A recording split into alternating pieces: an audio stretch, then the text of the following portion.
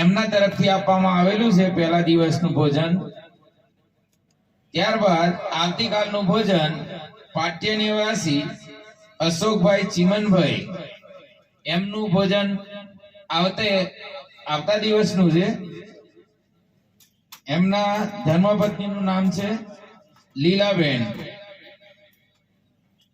ત્યારબાદ યથાશક્તિ ફાળો આપનારના નામો છે 50 કિલો ઘઉં રાધાબેન કનુભાઈ દલાભાઈ, 50 કિલો બાજરી, 20 કિલો ઘઉં બાબુભાઈ અંબારામભાઈ।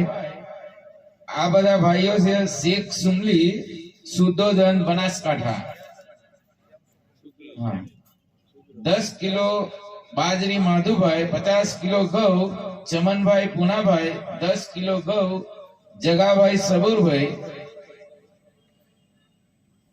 ત્યાર પછી ઘઉં અને બાજરી એનું પ્રમાણ આપેલું નથી, પણ હું અમરાપુરા કાજલિયાસન તાલુકો ખેરાલુ જિલ્લો મહેસાણા એ તરફથી આપવામાં આવ્યું છે।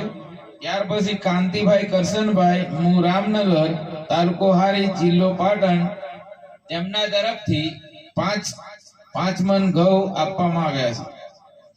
શૈલેષભાઈ વાલજીભાઈ, સ્વર્ગસ્થ રમેશભાઈ વાલજીભાઈ, ચિરાગભાઈ કાંતિભાઈ, નાગરભાઈ કરશનભાઈ, આ અમદાવાદના ભાઈઓ છે, એમના તરફથી 51,000 રૂપિયા રોકડા મળેલ છે। તાળીઓથી વધાવી લેશો। જાગૃતિબેન રસિકભાઈ, હું અસાલી તાલુકો બોડેલી, 5 મણ ચોખા। હવેલી કબીર ભક્ત મંડળ હવેલી 100 કિલો ખાંડ।